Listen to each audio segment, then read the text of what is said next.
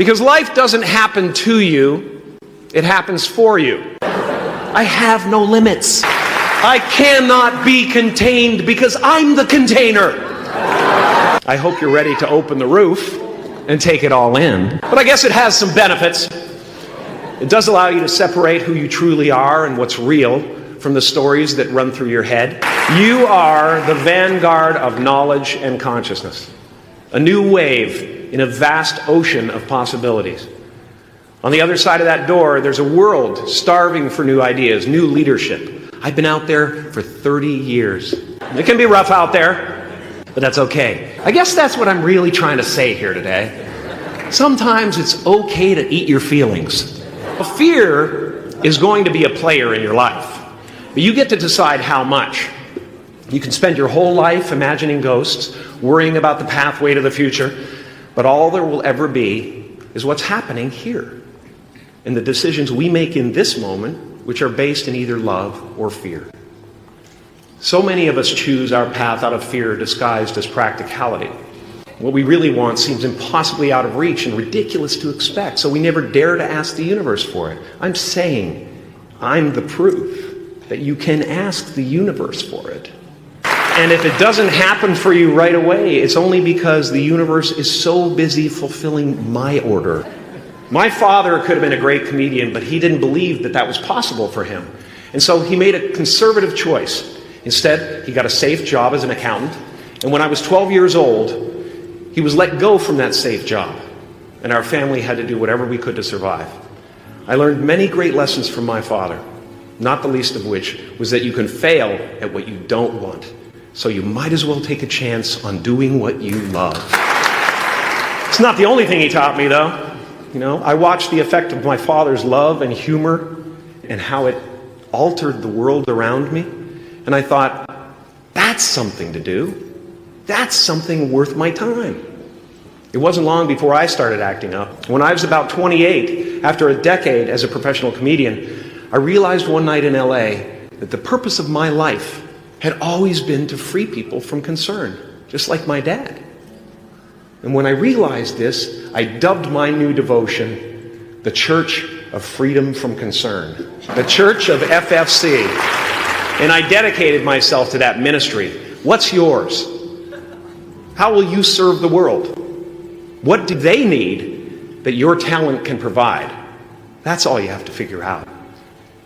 As someone who's done what you're about to go and do, I can tell you from experience, the effect you have on others is the most valuable currency there is.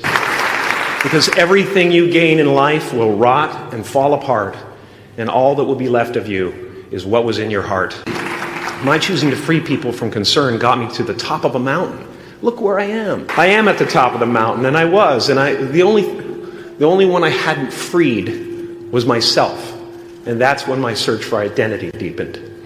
I wondered who I'd be without my fame. Who would I be if I said things that people didn't want to hear? Or if I defied their expectations of me? You already know who you are.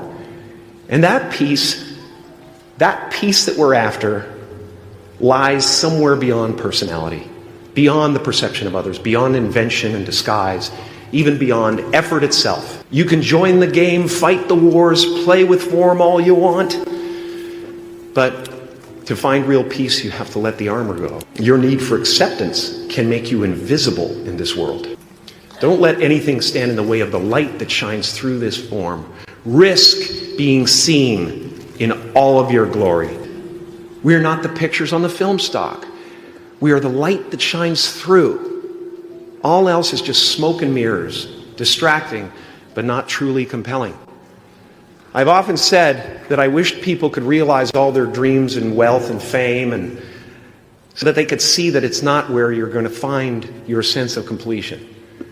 Like many of you, I was concerned about going out into the world and doing something bigger than myself, until someone smarter than myself made me realize that there is nothing bigger than myself. My soul is not contained within the limits of my body. My body is contained within the limitlessness of my soul. One unified field.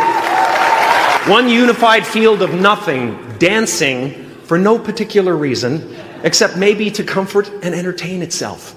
As that shift happens in you, You won't be feeling the world, you'll be felt by it. You'll be embraced by it. Now I'm always at the beginning. I have a reset button, and I ride that button constantly. Once that button is functioning in your life, there's no story that the mind could create that will be as compelling. The imagination is always manufacturing scenarios, both good and bad, and the ego tries to keep you trapped in the multiplex of the mind.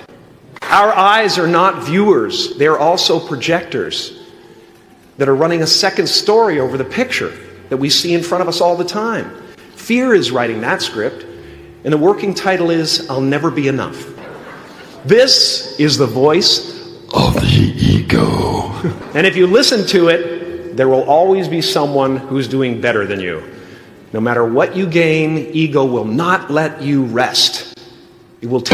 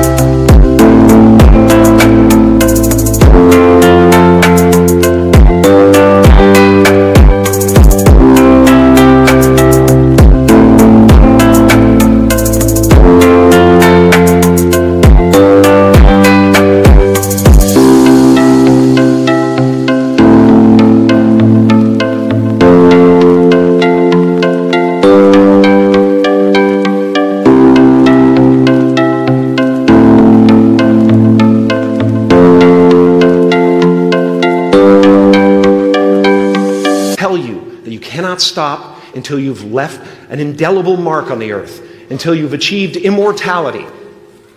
How tricky is this ego that it would tempt us with the promise of something we already possess? I just want you to relax.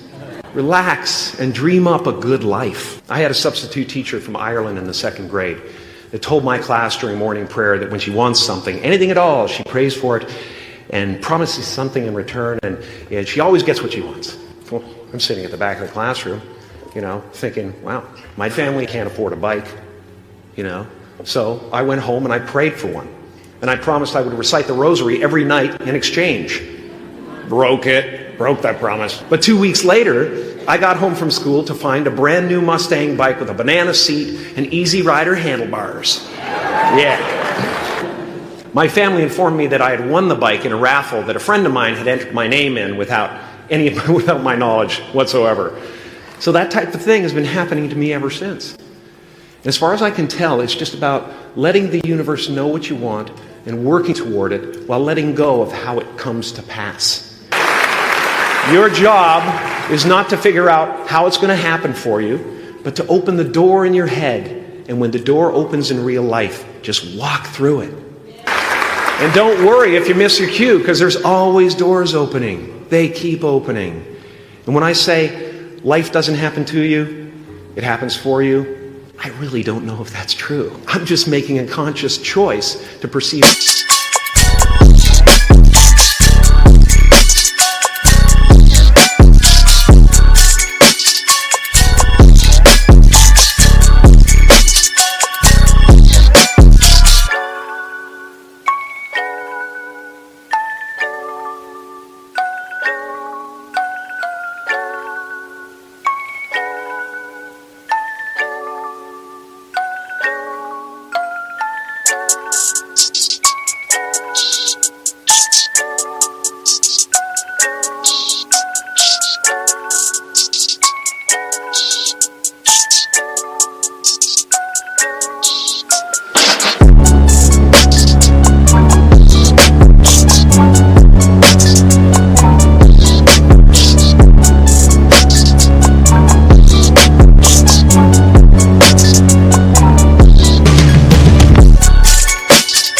Challenges as something beneficial so that I can deal with them in the most productive way.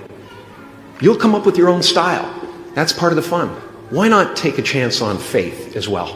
Take a chance on faith. Not religion, but faith. Not hope, but faith. I don't believe in hope. Hope is a beggar. Hope walks through the fire, and faith leaps over it. You are ready and able to do beautiful things in this world.